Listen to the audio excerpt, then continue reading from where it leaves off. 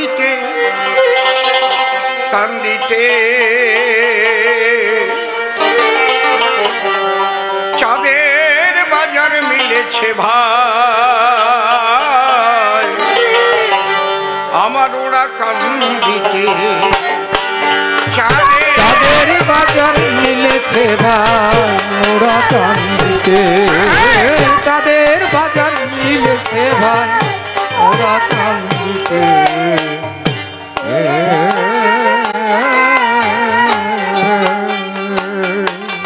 ওই চাঁদ ধরিতে হলে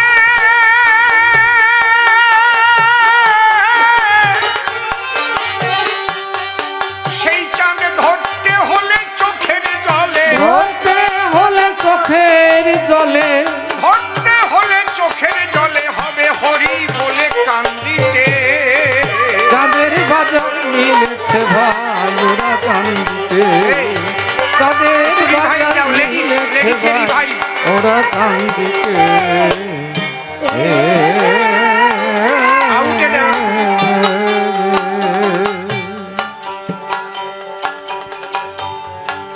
চাঁদ দেখবেন সব অবতারের নামের সঙ্গে চাঁদ বা চন্দ্র আছে। রামচন্দ্র, কৃষ্ণচন্দ্র, গোরা চাঁদ, হরিচাঁদ, সূর্য নাই কারো নামের সঙ্গে চাঁদ। তাহলে আমাদের দেহের চাঁদের সঙ্গে ওই চাঁদের একটা কানেকশন আছে।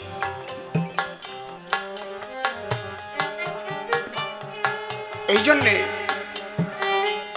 প্রভুপাদ অশ্বিনী গোসাই লিখেছেন পিতৃধনের উপরে হরিধন বিরাজ করে।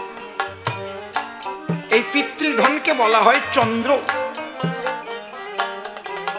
যদি করো চন্দ্রক্ষয়, বেভিচারে যদি করো চন্দ্রক্ষয়, তাহলে হরিশ্চন্দ্র পাওয়া সম্ভব নয়, কৃষ্ণচন্দ্র নয়, রামচন্দ্র নয়, গৌরচন্দ্র নয়।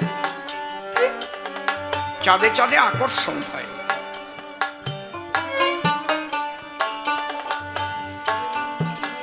চাঁদের টানে জোয়ার আসে, ভাটায় সরে যায়। আমার গুরুদেবের গান আছে না, অসীম নীলাকাশ কে গড়ালো, বিপুল মহাসাগর বাড়ি ভাটাই যায় কোথায়। আকাশেও এক চাঁদ, আর ওরাকান্দি চাঁদের বাজার মিলেছে। আরে হরিচাঁদ, গুরুচাঁদ, তারক চাঁদ, চাঁদের বাজার মিলেছে আমার ওরাকান্দিতে। বাবা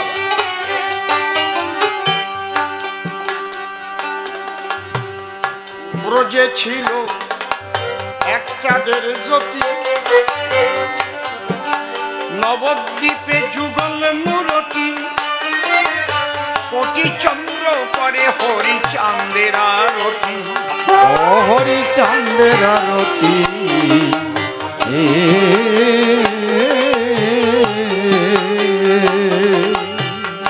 ব্রজে ছিল এক চাঁদের জ্যোতি,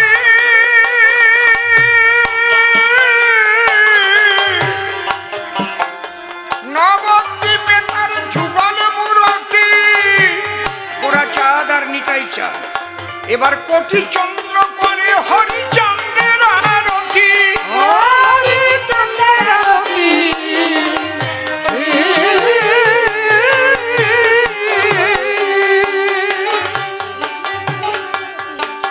ও হলে গুরু চাঁদের নিষ্ঠারতি, গুরু চাঁদের নিষ্ঠারতি হলে গুরু চাঁদে, হলে আমার গুরু চাঁদের নিষ্ঠারতি, হলে গুরু চাঁদের নিষ্ঠারতি। চাঁদ দেখবি অমানিসিতে, চাঁদের বাজার মিলেছে ভাই ওরা কান্দিতে চাঁদের বাজার মিলেছে ভাই ওরা কান্দিতে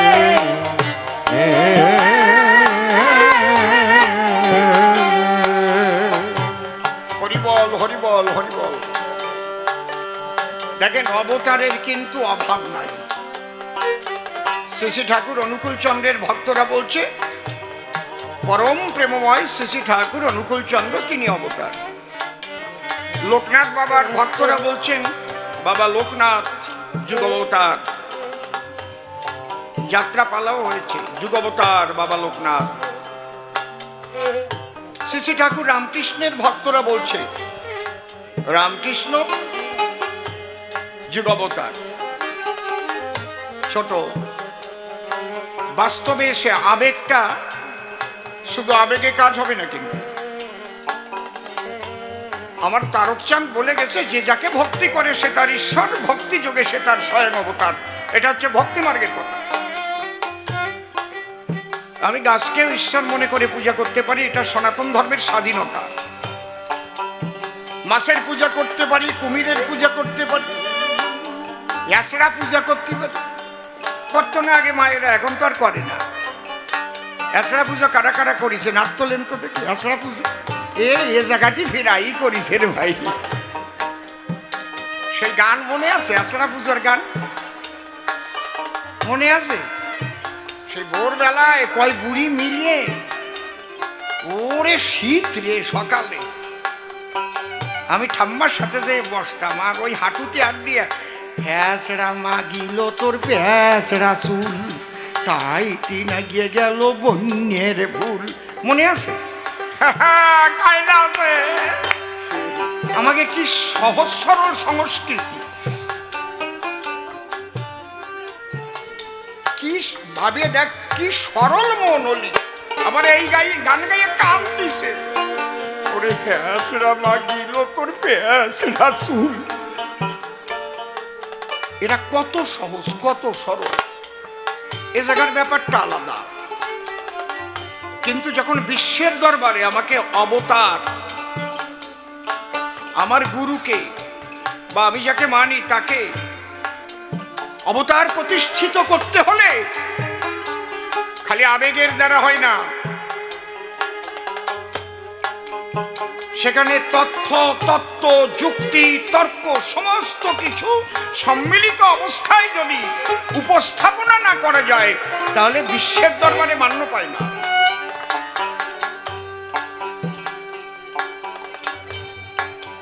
আমি চ্যালেঞ্জ করে বলছি, অবতার এক রকমের হয় না। পূর্ণ অবতার, অংশ অবতার, কলা অবতার, আবেশ অবতার, ভাব অবতার, কিছু আছে তাৎক্ষণিক অবতার বিশেষ একটা কর্মের জন্য, যেমন নরসিংহ অবতার ওই প্রহ্লাদের বাবারে মারার জন্যই খালি। বোঝা যাচ্ছে? তাৎক্ষণিক ভাবে একটা রূপ ধরে অবতীর্ণ করল। মৎস্য, কুর্ম, বরাহ, নৃসিংহ এগুলো তাৎক্ষণিক বিশেষ কর্মের তরে সেই পরমেশ্বর এসেছে অবতারে। এবার আমরা পূর্ণ অবতারের আলোচনা করব। যার যার গুরুকে সে অবতার বলুক, ঈশ্বর বলুক, আমার কোনো আপত্তি নাই। কিন্তু পূর্ণ অবতার প্রতিষ্ঠিত করতে গেলে বিশ্বের দরবারে সেখানে কিন্তু পূর্ণ অবতারের সঙ্গে পূর্ণভাবে পারিষদ থাকা চাই। এবং সেই পারিষদ বর্গ যারা পূর্ণ শক্তি নিয়ে অবতীর্ণ হন তারা।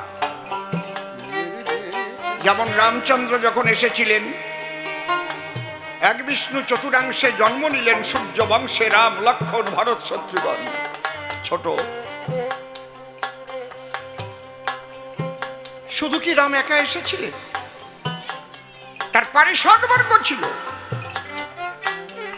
হনুমান, জাম্ববান, নল, নীল, গয়, গবাক্ষ, বিভীষণ, স্বয়ং ধর্ম বিভীষণ। নিজে ধর্ম বিভীষণ হয়ে এসেছেন অধর্মকে ধ্বংস করবার জন্য। জগৎ লক্ষ্মী মা সীতা,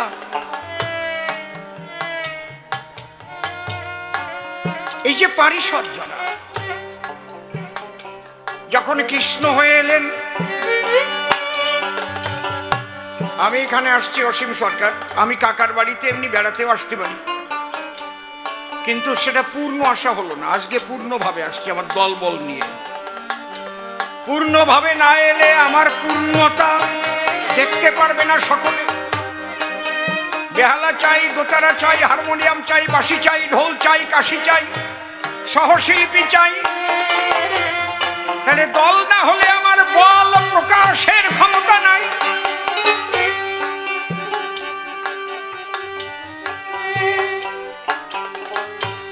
যখন পূর্ণ অবতার আসে তখন তার চারিপাশে তার পারিষদ বর্গ আসে।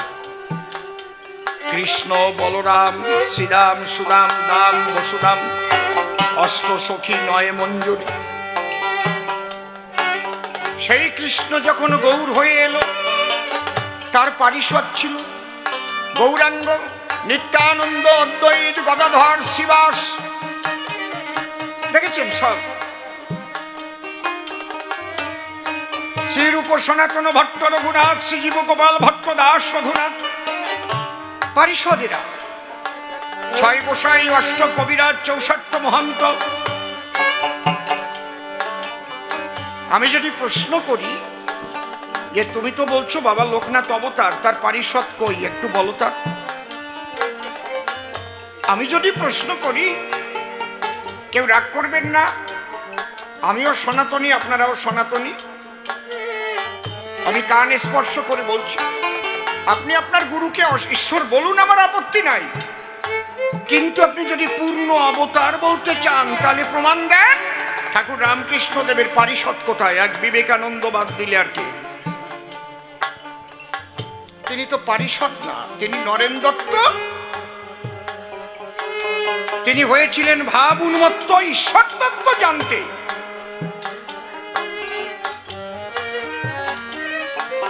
দেখেছেন, পাবেন না খুঁজে, পারিষদ পাবেন না, কিন্তু পাবেন না বাবা লোকনাথের পারিষদ, পাবেন না শ্রী শ্রী ঠাকুর রামকৃষ্ণ দেবের পারিষদ, পাবেন না ঠাকুর অনুকূল চন্দ্রের পারিষদ। আমাকে বহু বছর আগে দেওঘরে নিয়ে যাওয়া হয়েছে, অনেক প্রলোভন দেওয়া হয়েছে। আমি কয়েকটা প্রশ্ন করেছিলাম, সে প্রশ্নের জবাব পাইনি। আমি প্রথম প্রশ্ন করেছিলাম, ঠাকুর অনুকূল চন্দ্রের যে বাণীগুলো আমি দেখছি, উনি কি কবি ছিলেন? কবিরা ছন্দে ছন্দে বাণী বলতে পারে, লিখতে পারে। ক্যালকাটা ইউনিভার্সিটি থেকে একজন অধ্যাপককে নিয়ে এসেছিলেন আমার সঙ্গে কথা বলতে। বলে না, উনি কবি ছিলেন না। তাহলে বলে উনি কথা বলতেন, 4 জন কবি ওনার পাশে বসা থাকতো, ওনারা লিখতেন ছন্দে ছন্দে। তাহলে প্রথম শোটেই ফেল।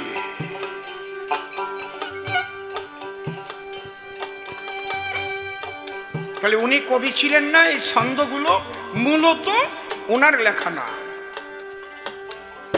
2 নম্বর, উনি যে লিখলেন বুদ্ধ ঈশায় বিভেদ করি শ্রী চৈতন্য রসুল কৃষ্ণে জীবোদ্ধারিতে আবির্ভূত হন, একই ওরা তা জানিস নি। এটা কি বুঝে লিখলেন? বুদ্ধদেব সাধনা করে বোধি লাভ করেছেন, ওনার বাবার নাম শুদ্ধোধন।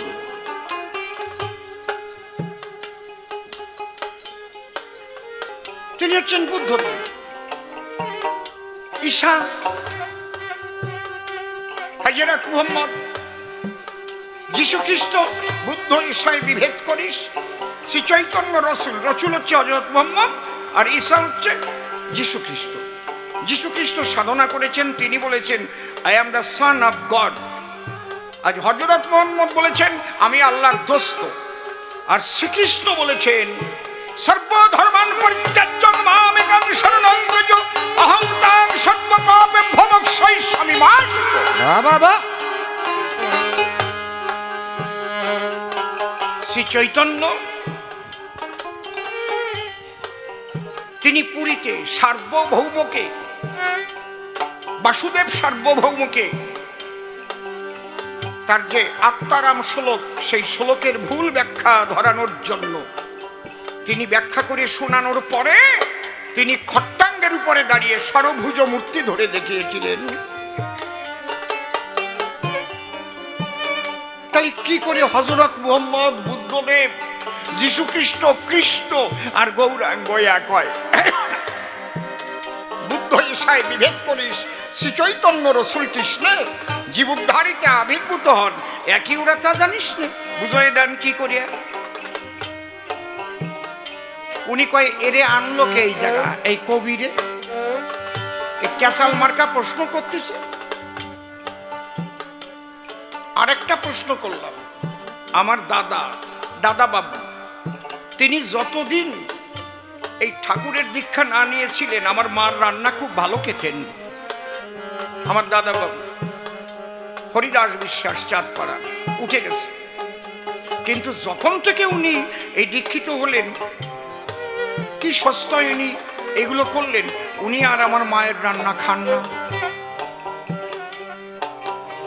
আমি আপনাদের একটা কথা বলবো,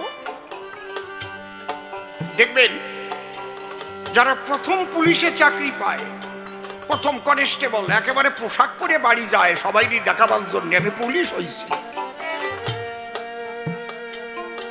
তারপরে এসআই হলি টারা লাগাই বাড়ি যায়, এসআই হলে। কিন্তু পুলিশের যত উপর মহলে যাবে তত তার ড্রেস কিন্তু সিভিল হয়ে যাবে। সিবিআই এর বড় অফিসারকে দেখে আপনি চিনতে পারবেন? সিআইডির বড় অফিসার চিনতে পারবেন? পাগল হয়ে আসবে আসামি ধরবার জন্য, আপনি বুঝতেই পারবেন না বগুলায় ঘুরতেছে। কারণ বেলেঘাটার থেকে 3টে খুন করে আইছে, বগুলা এসে পলাইছে, ওরে ধরতে হবে। পাগল সাজিয়ে আইছে, বড়লেন দিয়ে চোখে ক্যাতর বানাইছে, বাতের মার দিয়ে প্যান বানাইছে।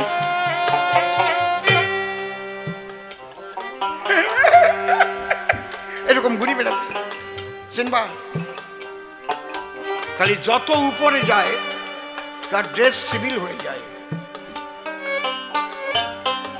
আমি দেখেছি হরিচাঁদের দরবারে যারা সাধনার একদম শেষের স্তরে চলে যায় তারা পাগল হয়ে যায়। তারা হাড়ি মুচি ডোম চন্ডাল মানে না, বেদ বিধি মানে না, প্রেমানন্দে হরি বলে সবাইকে কোলে তুলে নেয়। তাহলে সাধনার জগতে প্রমোশন হলে কি হয়?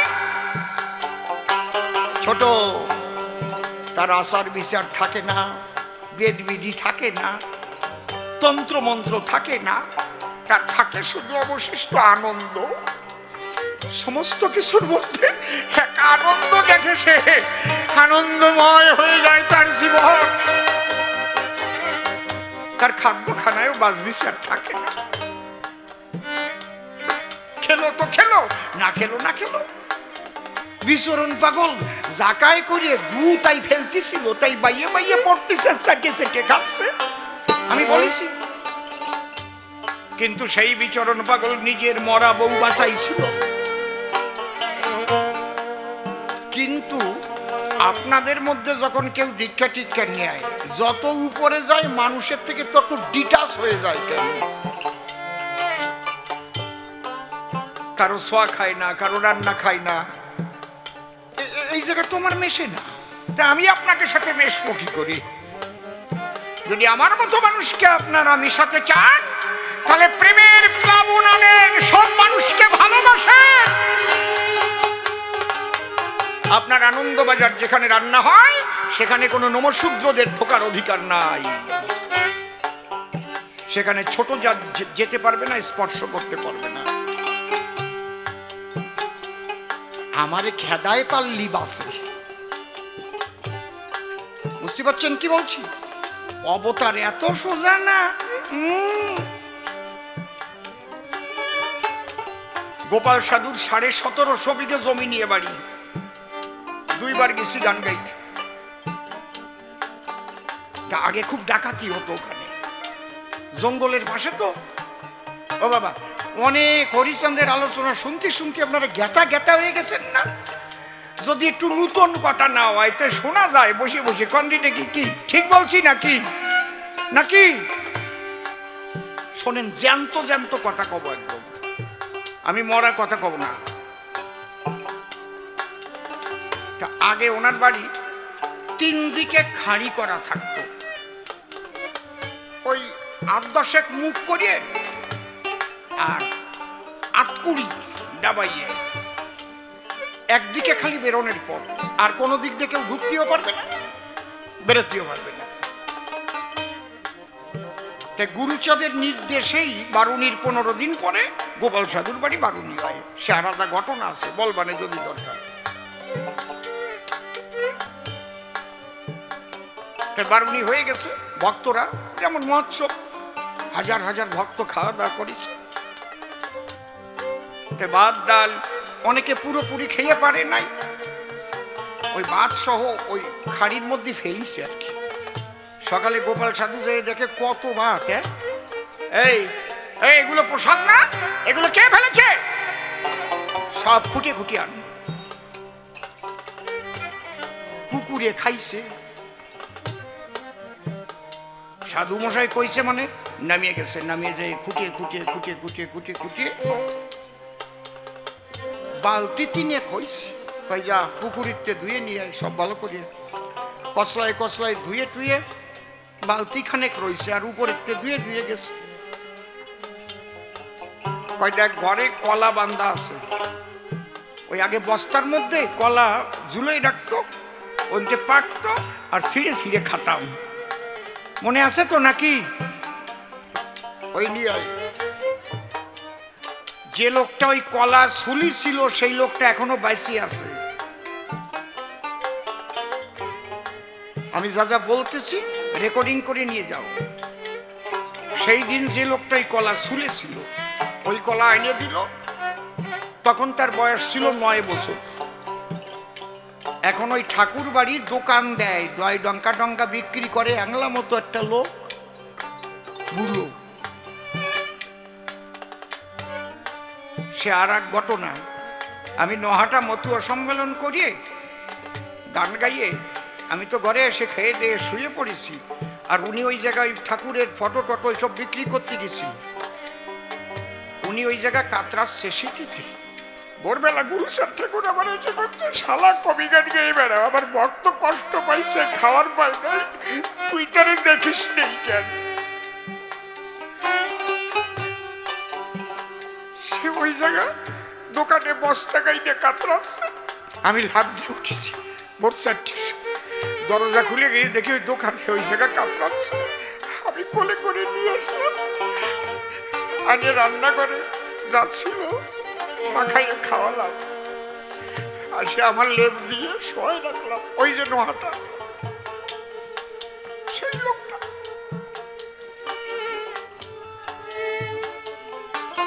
ওই কলা দিয়ে ভালো করে গোপাল সাধু মাখাইছে, সবাই যে সেই প্রসাদ দিচ্ছে, এই নে বাবা, বাবা হরিচাঁদ, বাবা গুরুচাঁদের প্রসাদ তোরা নিয়ে যা।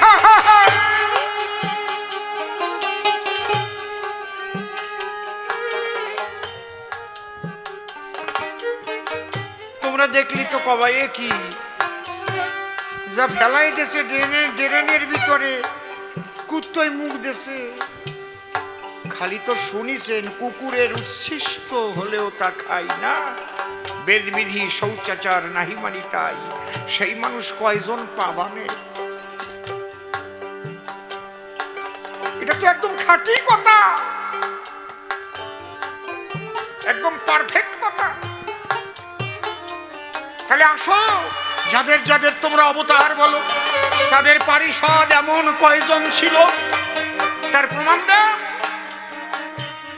তার পারিষদেরা এমন হবে, তারা সমস্ত হিংসা নিন্দা ভুলে যাবে, সমস্ত মানুষকে প্রেম দেবে, ভালোবাসবে। চাঁদ যেমন আলো দিয়ে জগৎ আলোকিত করে, আমার হরিচাঁদ গুরুচাঁদের চাঁদের বাজারে আজ বিশ্ব আলোকিত হয়ে উঠেছে হরিনামের ধ্বনিতে। হরি হরি বল।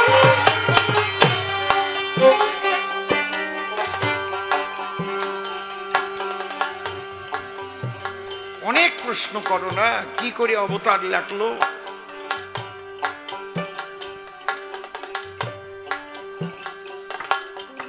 চাঁদে ধরতে হলে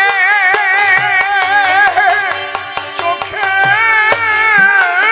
জলে, ধরতে হলে চোখের জলে, ধরতে হলে চোখের জলে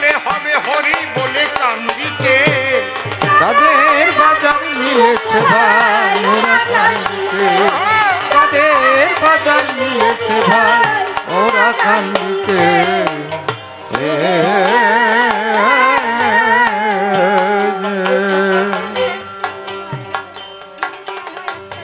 পূর্ণিমায় হয় এক চাঁদের উদয় জগৎ আলোকারী জোছনায় আমার হরিশ্চন্দ্র উদয় হলো ঘোর মানিসায় ঘোরা মানিসায়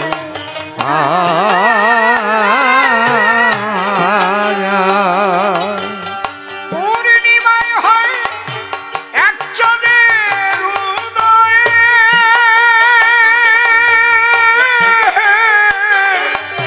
জগৎ আলোকারী জোছনায় আমার হরিশ্চন্দ্র উদয় হলেন ঘোর মানিসায় ঘোরা মানিসায়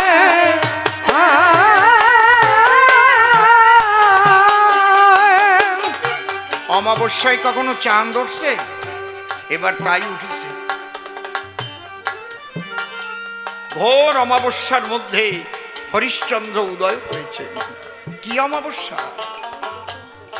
সমাজের 85% মানুষ অবহেলিত দলিত পতিত বঞ্চিত তাদের শিক্ষার অধিকার ছিল না তাদের ধর্মীয় অধিকার ছিল না তাদের মানব অধিকার ছিল না অর্থনৈতিক অধিকার ছিল না কোনো অধিকার যাদের ছিল না সমাজের যদি 85% মানুষই অন্ধকারে থাকে তাহলে আমি আলো বলবো এই ঘোর অমাবস্যায় হরিশ্চন্দ্র উদয় হলেন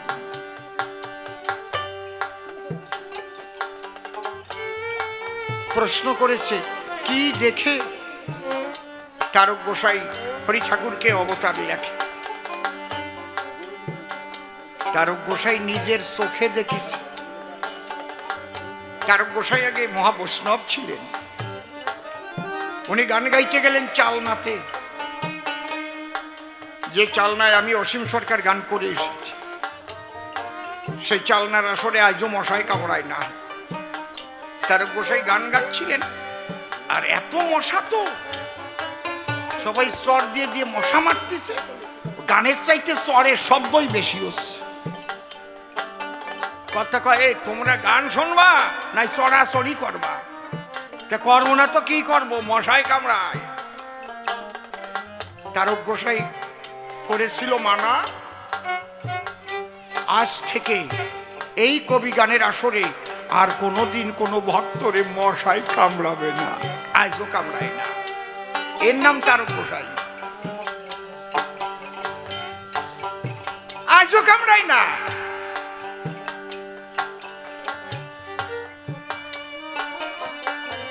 কবি গান গাইতে গেলেন চালনার আসরে বিপক্ষ কবি প্রশ্ন করেছিল তারে কি প্রশ্ন আচ্ছা মানুষের মতোই তো আসেন ভগবান কি দেখিয়া চিনব তারে জবাব করো দান হায় হায় জবাব করো দান হায় হায় জবাব করো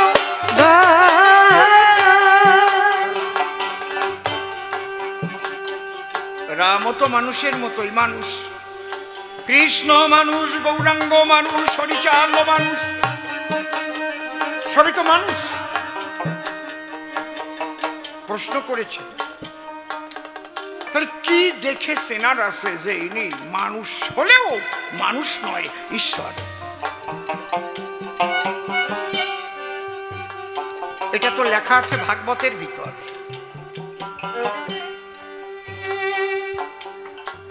ঊনবিংশ চিহ্ন দাত্রিংশ লক্ষণ তারক গোসাই থরে থরে থরে থরে বলছেন যে মানুষের ভিতরে এই লক্ষণ আর চিহ্নগুলো বিরাজ করে ঈশ্বর বলে জানিবে তারে ওই আসরে বসা ছিলেন প্রভুপাদ মৃত্যুঞ্জয় গোসাই তারক গোসাই গানে গেয়ে গেয়ে যখন ওই দিকে তাকায়, ওই গোসাই যেন মন প্রাণ হরণ করে লয়।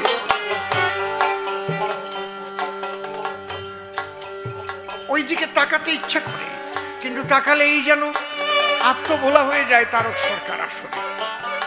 গানের পরে গিয়ে প্রণাম করলেন গান। গোসাই বললেন, সরকার মশাই আজকে ভালো কবি গান হয়েছে, কবির খোলায় এত সুন্দর কবি গান সব দিন হয় না। সত্যি আপনি যে আলোচনা করেছেন, যে মানুষ সবাই তো মানুষ, কিন্তু কি দেখে বোঝা যাবে এই মানুষই সেই মানুষ ঈশ্বর? আচ্ছা সরকার মশাই, আপনি কি দেখিয়ে কইছেন, না কারো কাছে শুনিয়ে কইছেন, না বই পড়িয়া মুখস্থ করে কইছেন? তারক সরকার বলে, আমি দেখবো কোন জায়গায়। রামচন্দ্র এসেছিলেন, লীলা করে চলে গেলেন, কৃষ্ণ এলেন চলে গেলেন, গৌর হরিও তাই।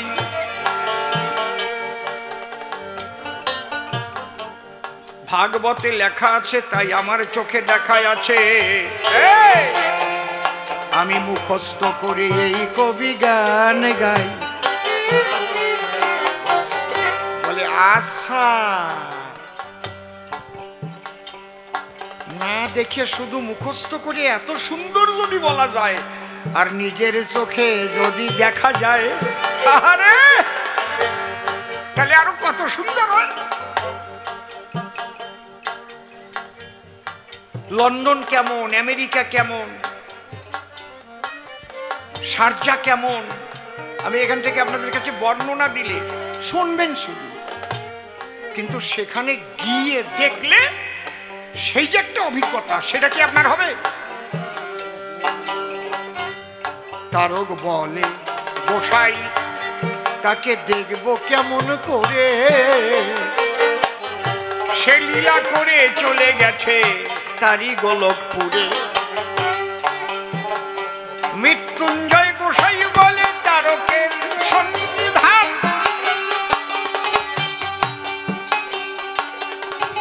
তিনি আবার ওরাকান্দিতে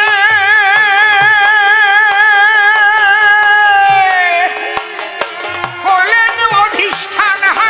হলেন অধিষ্ঠান, হলেন অধিষ্ঠান।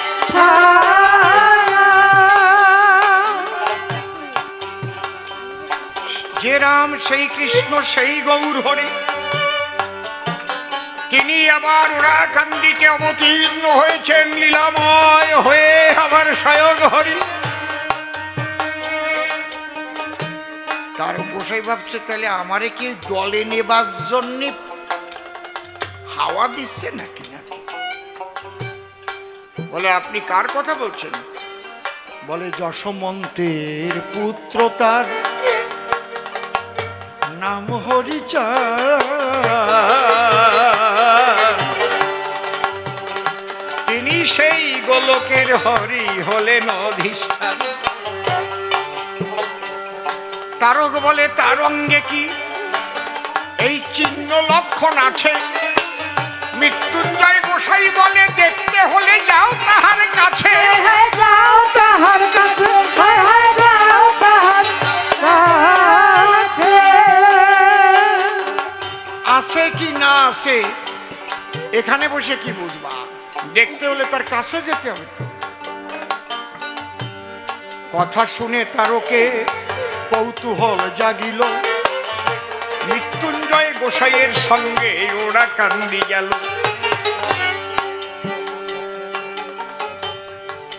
হরি ঠাকুর প্রথম দেখে গোসাই মৃত্যুঞ্জয়কে প্রথম কথাটি বলল, অমৃত্যুনে এত সুন্দর একটা তোতা পাখি কোথা থেকে ধরে এনেছো?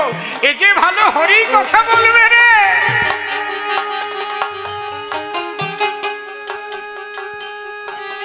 তারক সরকার ভাবতেছে, উনিও আমারে হাওয়া দিচ্ছে, অত সোজা না। তুমি যদি সেই গোলকে আমার গোবিন্দ হও, তোমার অঙ্গে লক্ষণ চিহ্ন আমাকে দেখা। অন্তর্যামী শ্রীহরি তারকের মন বুঝিতে পেল, আলস্য ত্যাগ করার ভান করেছিল। হায় হায় ভার করেছিল, হায় হায় ভার করেছিল। হাত পা ছড়িয়ে দিয়েছে, আমরা যেমন আলিশটি ছাড়ি ওই রকম। তারক গোসাই দেখতে পাই যা আছে ভাগবতে লেখা, শ্রীহরির অঙ্গে সেই চিহ্ন যাচ্ছে দেখা। হয় হরি হরি হরি হরি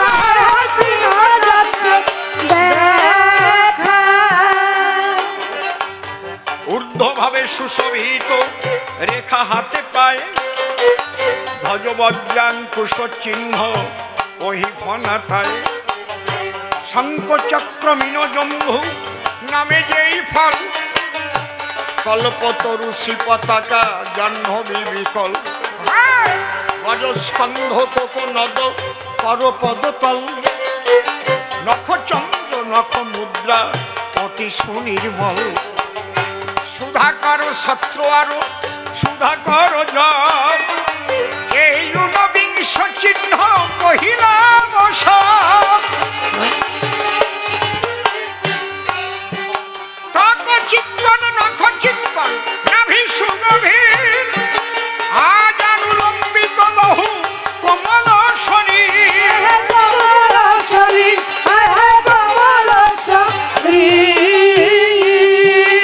এমনি ভাবে চিহ্ন লক্ষণ যবে দেখতে পেল, হরি বলে তারক গোসাই ঢলিয়া পড়িল। হায় হায় ঢলিয়া পড়িল, হায় হায় ঢলিয়া পড়িল।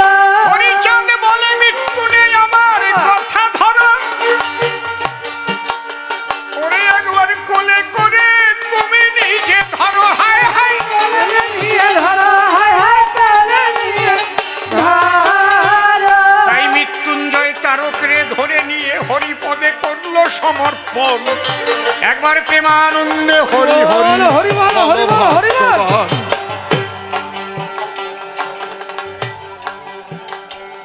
দেখেন গন্ডগোলটা কোথায় জানেন? রাম জন্ম নেওয়ার ৬০,০০০ বছর আগে রামায়ণ লেখা হয়েছে।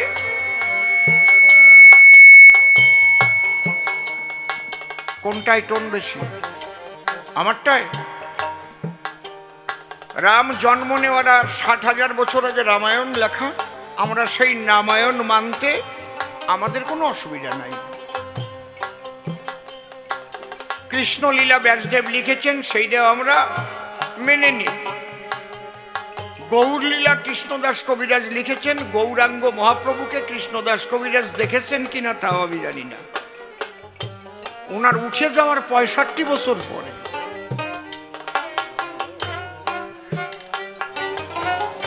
তা আমরা মেনে নিতে পারি, কিন্তু তারক গোসাই নিজের চোখে দেখে হরিলীলামৃত লিখে দিল। আরে এটাকে মানবে না কেন তাই আমারে বলো। হায় হায় তাই আমারে বলো, হায় হায় তাই আমারে বলো। বলে মাছ বিক্রি করত কাঁড়াল, তারক কাঁড়াল। হ্যাঁ করত তো, তা কি হয়েছে? মাছ বিক্রি করলে কি হয়? মেথরও হতে পারে কেউ, সে পায়খানা পরিষ্কার করে, তাতে কি হয়? জন্ম হোক যথা তথা, কর্ম চাই ভালো, কর্মের দ্বারাই চলে আভ্যন্তরীণ আলো। আমি সাদা পোশাক পরলাম, আমি উচ্চশিক্ষা লাভ করলাম, আর জনগণের টাকা মারিয়ে মারিয়ে খালাম, দফা সারলাম, তার চাইতে মাছ বেচা ভালো। খারাপ কথা কলাম নাকি? নাকি খারাপ কথা কলাম? আমার দ্বারা মানুষের ক্ষতি হলো, সেই সব শিক্ষিত মানুষের দরকারটা কি? সেই শিক্ষার মুখে ছাই। যে শিক্ষিতের দ্বারা জগতের কল্যাণ হয় নাই, মানব সমাজ ধ্বংসের মুখে নিয়ে যাচ্ছে, সেই শিক্ষিত হয়ে কি লাভ? তার চাইতে আমার মাছ বেচা অশিক্ষিত ভালো, তার দিয়ে আমার মেথরও ভালো, তার চাইতে আমার কৃষকও ভালো, জন্মজুরও ভালো। তুমি এরকম কথা বললে? হ্যাঁ, কে মাছ বিক্রি করে আর কে গরু চলে, এই নিয়ে কি ভক্ত বিচার হয় নাকি?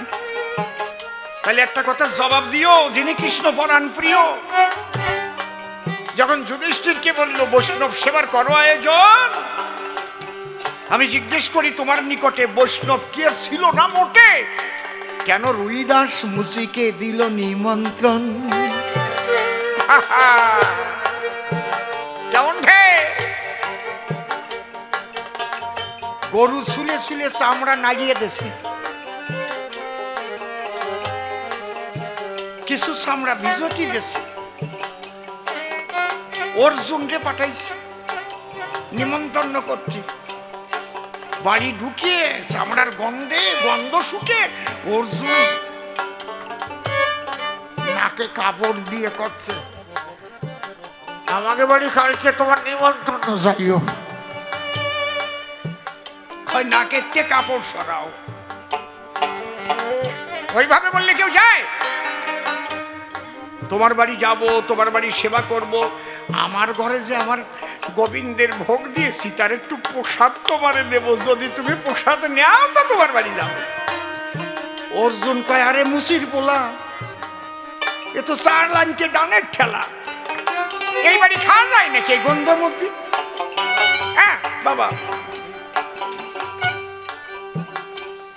তাড়াতাড়ি আনিয়ে দাও। কৃষ্ণ পাঠাইছে, কই ওভাবে না, স্নান করে আসো আগে, মনে আছে ভাবা, তারপরে আমি তোমার সেবা দেব। হায় হায় তোমার সেবা দেব, হায় হায় তোমার সেবা দেব। তুমি তো যেমন তেমন না, তুমি কৃষ্ণ সখা পার্থ স্বয়ং, কৃষ্ণ সখা আজ আমার ঘরে দিলে দর্শন, যার সারথি হয়েছে স্বয়ং নারায়ণ। তোমাকে আমি সহজে সেবা দেব, কাজাল প্রদীপ জ্বালাবো, ফুলের মালা আনবো, উলুধ্বনি করব, আমরা কৃষ্ণ সখাকে সেবা দেব। অর্জুন কই, মরিছি তো, এখন স্নান করতে হবে, হয়তো একটু তেল দাও। চামড়া দিয়ে বাটি বানানো, তাতে তেল দিয়েছে, কোনো মতে একটু নিয়ে শোয়াইছে। পাশে পুকুর, কচুরি বানার তলে ওই জলে চামড়া ভিজানো। প্রথম ওই চামড়া ধরে ছোট ছোট যখন দিল টান, দেখে প্রথম চামড়ার তলে স্বয়ং গঙ্গা আছে ভাসমান। এটা কি কুমিরের বাচ্চা নাকি? ওই রকম বোঝো না, মকর বাহিনী তো। হ্যাঁ না তো, ব্যাপারটা কি? গঙ্গা বলে কুমির নহে, মনের কথা কই, আমি বৈষ্ণবের চরণ পেতে স্বয়ং গঙ্গা এসেছি। অর্জুন তোমায় কই, হায় হায় অর্জুন তোমায় কই, হায় হায় অর্জুন তোমায় কই। ও মা, আর জায়গা পাইলে না? হয় তুমি জানো না, যেদিন আমি মরতে এসেছিলাম মানুষের পাপ তাপ মোচনের জন্য, সেদিন আমি বলেছিলাম ঠাকুর, তাই এত পাপ আমার বুকে জমা থাকবে, এই পাপ আমি ছাড়াবো কোন জায়গায় গিয়ে?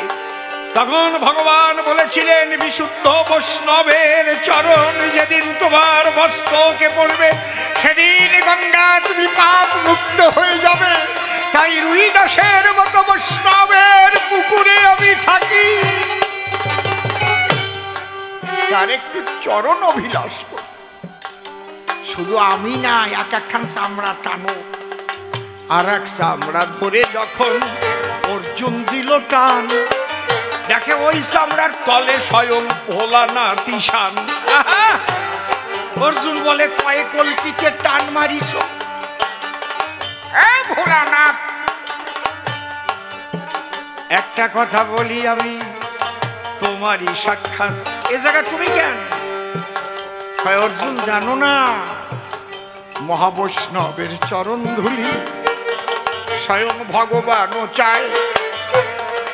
দেখো তোমার ভগবান আছে ওই পাশের চামড়ার তলায়, আর এক চামড়া ধরে যখন অর্জুন দিল টান, ওই চামড়ার তলে আছে কৃষ্ণ ভগবান। হরি বল, কৃষ্ণ ভগবান, কৃষ্ণ ভগবান।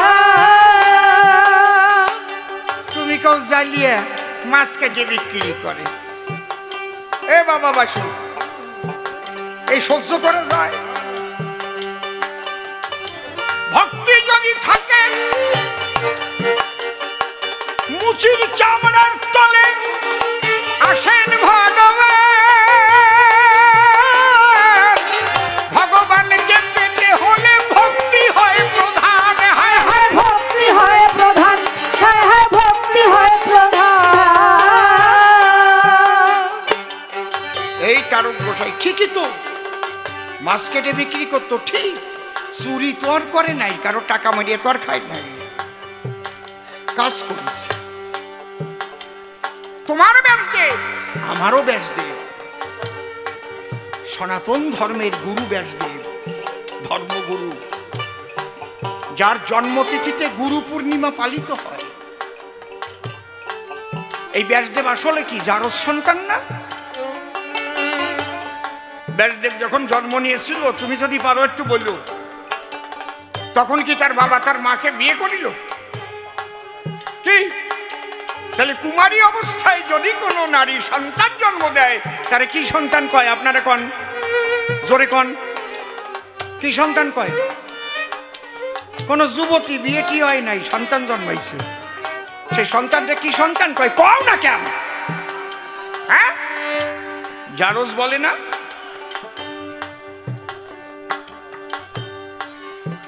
বলো, সেই জারজ সন্তান সনাতনের কি করে ধর্মগুরু হলো? জন্ম নয়, কর্মের দ্বারা মহান হয়েছিল। হায় হায় মহান হয়েছিল, হায় হায় মহান হয়েছিল।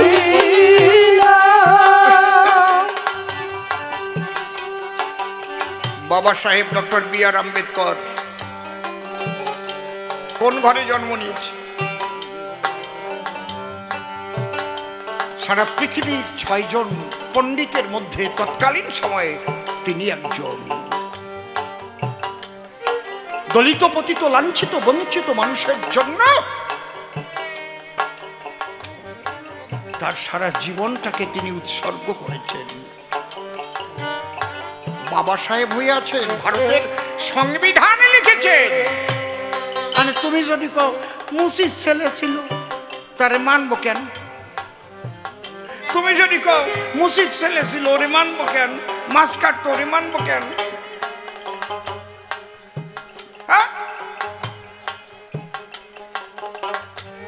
তারক গোসাই দেখে লিখেছে, যা দেখেছে তাই লিখেছে।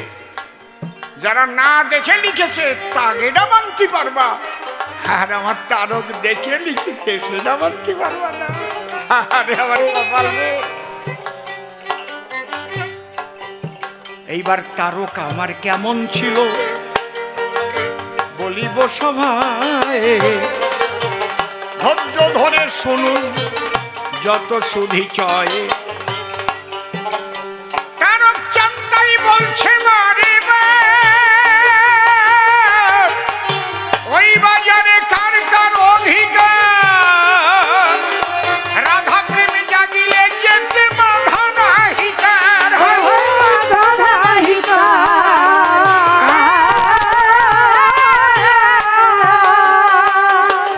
তারক চান্তাই বলছে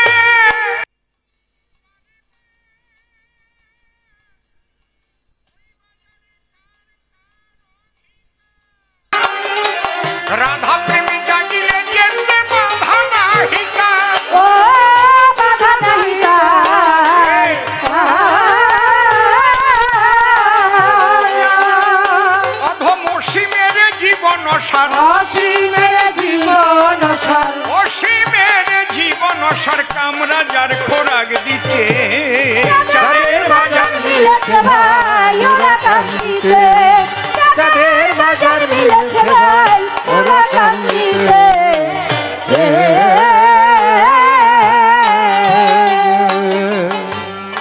প্রথম প্রশ্ন করেছিল দান, আমি গেয়ে আজ একখানি গান ছোট, একে একে দিচ্ছি সমাধান, শুনুন ভক্তগণ। অন্তরে আমার আছে ভাবো, প্রত্যেকটার মীমাংসা দেবার চেষ্টা করব, শুধু একটু শান্ত হয়ে বসে যান, ওঠা পড়া নড়াচড়া করবেন না কোনো জন। আমার একাশোর পরে যদি উঠতে ইচ্ছা করে একটু গিয়ে বাইরে যার যা খেতে ইচ্ছা করে খেয়ে আবার বসে পড়বে না সবে, কারণ আমার পরে আবার নির্মল আসবে, নির্মলের পরে আমি আবার আসবো। কিন্তু আর আপনারা যদি উঠে চলে যান তাহলে তো শেষ করে দিতে হবে গান, না? এই জন্যে আপনাদের শোনার আগ্রহ যতক্ষণ থাকবে আমি ততক্ষণ গান গাবো, কথা দিলাম আপনাদের। বসে থাকেন, উঠে যাবেন না, দেখে আমার দেশকে কতক্ষণ গাওয়াতে পারেন। উঠিলি কিন্তু হবে না, ওই অর্ধক উঠে উঠে টাক পড়ে যাবে, তাহলে আমরাও ফাঁক তুই চলে যাব। যদি এই টাইট ফিট আসর রাখতে পারেন, যতক্ষণ থাকবেন আমি ততক্ষণ গান গাবো, কথা দিলাম।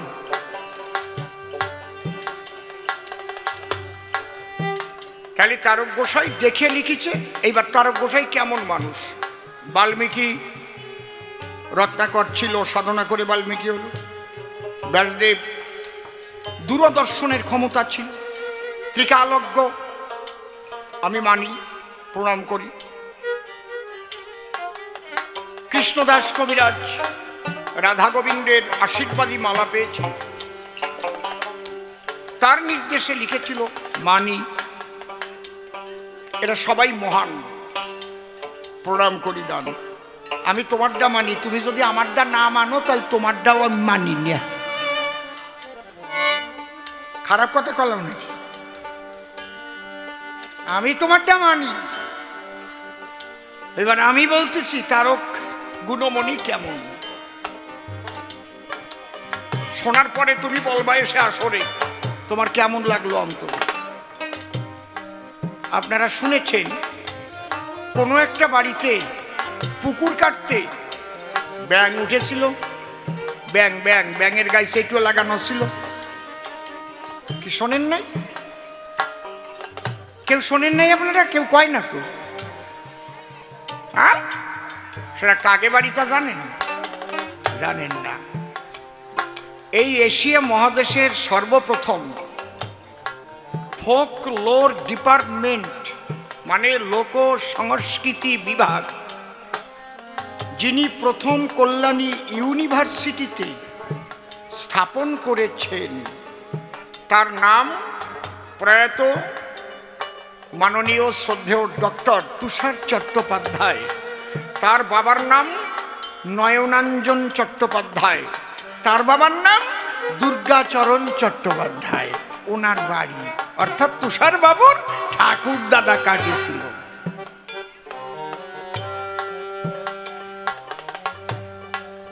নদীর এপারে ওপারে তারকের বাড়ি, শোনেন নারী নরে।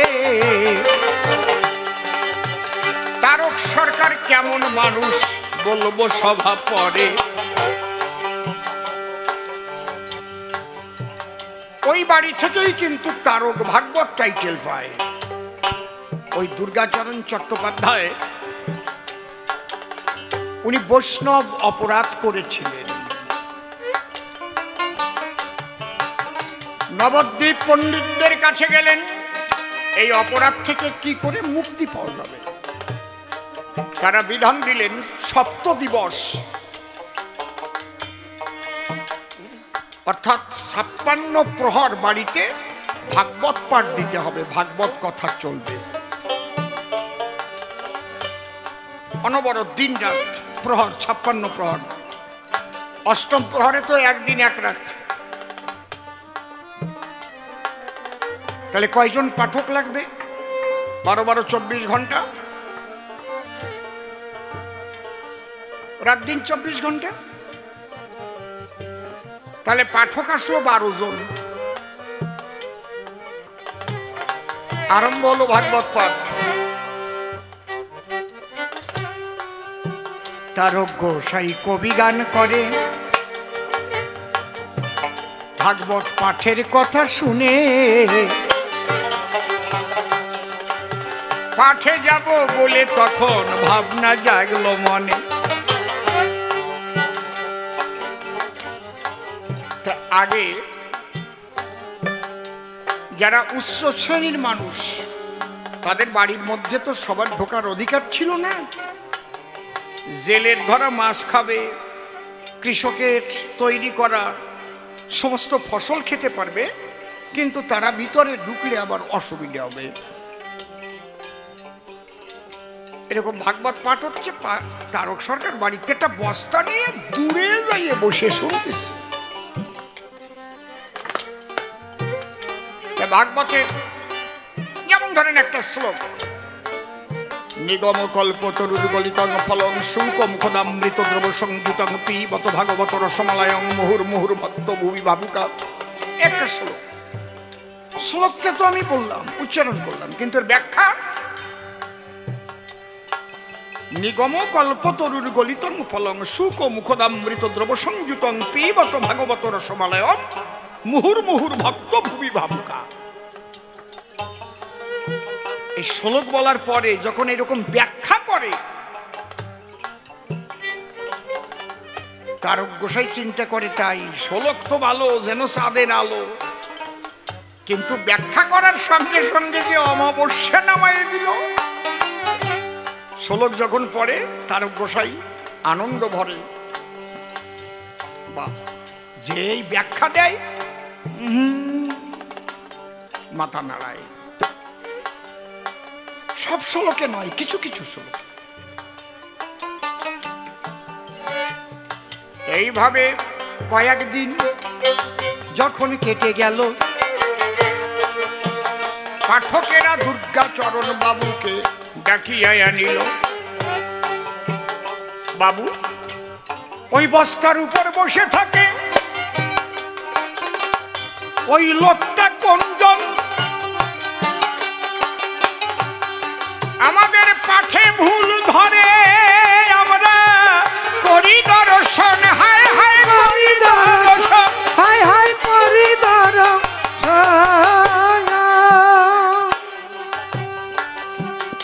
আমরা শ্লোকের টিকা করি আর মাথা নেড়ে বলে, উনি তো একটু কবি গান টান গেয়ে বেড়ায়। জিজ্ঞেস করো, আচ্ছা তুমি এদিকে আসো, বলো আমাদের কোথায় ভুল হয়, যার জন্যে তুমি মাথায় আরো ঝুল দাও? নয় নয় নয়। তারক গোসাই করজোড়ে ডেকে বলে তখন পণ্ডিতদের কথা, আমি অতি সামান্য নগণ্য মানুষ একজন, আমার কাছে বলুন দেখি আমি আপনাদের ভুল ধরতে পারি নাকি? তবে আমি কেন দেই মাথা ঝাঁকি? শ্লোকগুলো চাঁদের আলোর মতো প্রায়, কিন্তু টিকা টিপ্পণী করতে গেলে তার মধ্যে কিছু ভুল ভ্রান্তি মিলে, এটা আমার মনে হয়। কোথায় ভুল দেখাও। বিশাল ব্যাপার, কিন্তু 12 জন পণ্ডিত এসেছে ভাগবত পাঠের তরে, আর এক জেলের পোলা কবি গায়ক, যদি তাহার ভুল ধরে, ভুল ধরে,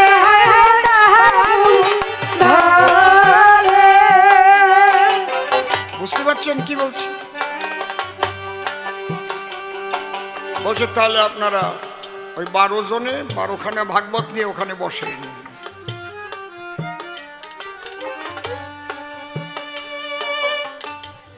12 জনে 12টা ভাগবত নিয়ে বসলো, 12খানা। বলছে এবার আপনারা ভাগবত দেখুন, আমি প্রথম শ্লোক থেকে শেষ শ্লোক পর্যন্ত উদ্ধৃতি দিয়ে ব্যাখ্যা করছি এবং আপনাদের কোথায় কোথায় ভুল হয়েছে আমি সেগুলো বলার চেষ্টা করছি। বলে কি, আমরা দেখে দেখে ভাগবত পড়ি, আর ভাগবত নাই ওর হাতে। এ কেমন মানুষ এসেছে আজ আমাদের সভাতে। স্তম্ভিত হয়ে গেছে, অবাক কাণ্ড। সবাই ভাগবত নিয়ে বসে গেছে। তারক গোসাই প্রথম শ্লোক থেকে শেষ শ্লোক পর্যন্ত তিনি ঝরঝর করে বলতে লাগলেন।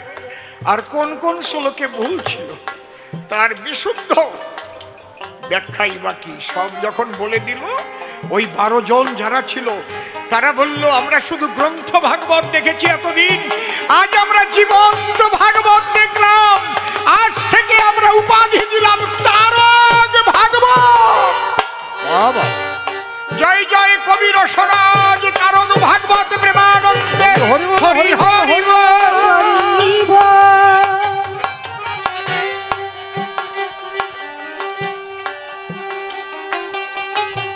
ব্রহ্মচারী, তোমার দম্ভ ভারী, অনেক চিৎকার চেঁচামেচি করেছ। এইবার বলো, এই তারক গোসাইয়ের লেখা মানা যাবে কিনা? আরেকটা কথা শোনো, দীক্ষা 2 প্রকার আছে, একটা শাক্ত, একটা সম্ভবী।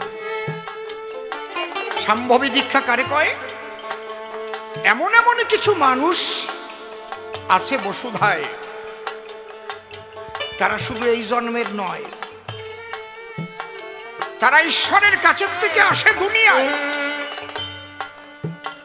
তারা নয়নের দৃষ্টি দিয়ে, কানের নাম দেওয়া লাগে না, দৃষ্টি দিয়ে আত্মার অচৈতন্য আত্মার চৈতন্য দান করে কুণ্ডলিনী চেতন করে দিতে পারে।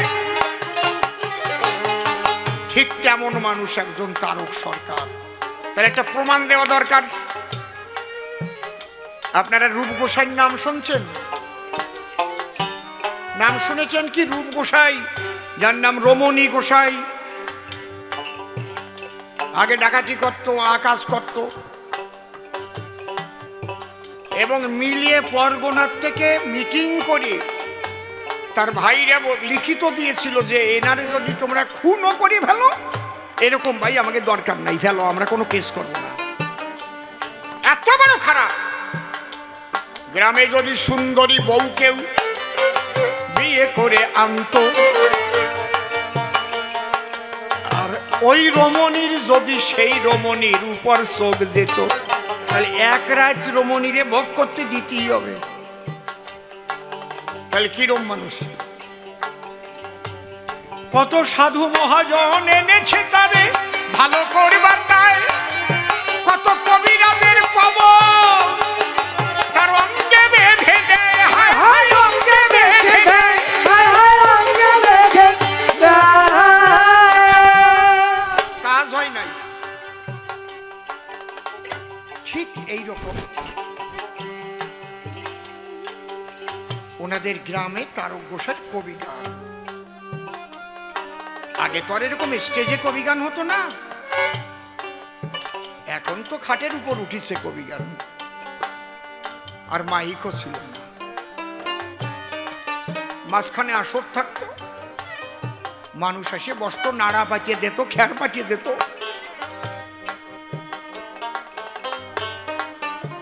তো ওই রমণী তারক গোসাই গান গাচ্ছে, এক কোনায় দাঁড়াইয়ে গান শুনছে। কি দেখেছে সে জানে। ওই রাত্রি বাড়ি গিয়ে ভাইদের সন্নিধানে ডেকে ডেকে কয়, এই তোরা তো আমরা ভালো করার জন্য অনেক চেষ্টা করেছিস, পারিস নাই তো। আমার মনে হয় আমার ভালো করা মানুষ আমি খুঁজে পাইছি। যে লোকটা তারক সরকার নামে কবি গান গাইছে, আজকে তোরা যদি পারিস একবার ওই লোকটাকে আমাদের বাড়ি আনিস। আমার মনে হয় যদি ওই লোকটার চরণ ধুলি আমি পাই আমার মাথায়, তাহলে আমি ভালো। ভাইদের এবার কি আনন্দ হতে পারে আপনারা একটু চিন্তা করে দেখেন অন্তরে। যে দাদাকে কোনোভাবে ভালো করা যায় না, সেই দাদা বলছে ওই কবি গায়ককে নিয়ে আয়, আমি ভালো হব। ওর অতি অতি কয় ভাই গেছে, দেখে তারক গোসাই প্রাতঃভ্রমণ করছে, হরিনাম করছে, গিয়ে তারকের চরণে পড়ে বলছে, গোসাই আপনিও নাম শুনেছেন, রমণী নাম, আমাকে দাদা, সে খুব খারাপ, তারে কোনো দিক দিয়ে আমরা ভালো করতে পারলাম না। তাই আপনার গান শোনার পরে ফিরে গিয়ে ঘরে বলেছে, ওই তারক সরকারকে যদি আনতে পারিস তাহলে ভালো হবো। যে বাড়ি গান করতে গেছিল ওই মালিক বলে, খবরদার সরকার মশাই যাবেন না, গেলে আপনার বিপদ হবে, ওর মতো খারাপ নাই, 2-4 মিলা বর্গ নাই। তারক গোসাই সেদিন একটা কথা কইছিল, কি যারা ভালো পড়াশোনা করে তারা পরীক্ষা দেয়, পরীক্ষা দিয়ে পাশ করে, পাশ করে গেলি তারে তো আর ক্লাসে না তুলে পারা যায় না। কিন্তু যেগুলো ফেল করে তারা ক্লাসে আসবে কি করে? কয় বাবা হরিচাঁদ সেই ফেল করা গুলোকে ক্লাসে তোলার জন্য এনেছে। তোমরা যত খারাপ বলবো আমি তো সেখানেই যাব। দেখবেন কোন কোন গুরু আছে গরিব শিষ্যর বাড়ি মোটে যায় না, বড় দালান যে বাড়ি সেই বাড়ি যাবে, যে একটু বেশি টাকা প্রণামী দেবে সেই বাড়ি যাবে, তারে কোলে টানিয়ে আরে চাপিয়ে ধরবে মোটে বাবা। আর ওর যে ভক্তি কত, সোনা ঘরে থাকে, তার দ্বারে যাবে না। কিন্তু আমার তারক বলেছে, আমার হরিচাঁদ এসেছে এই অবহেলিত পাপি তাপি উদ্ধার করবার জন্য হরিনামের দ্বারায় আমি যাবো সেখানে। তারক গোসাইকে নিয়ে যখন ওরা বাড়ি এলো, ওদের বাড়ির সীমানায় যখন তারক পা রাখিল, রমণী গলায় গামছা নিয়ে দাঁড়াই আছে, শুধু তারক গোসাই এক নজর তাকিয়েছে।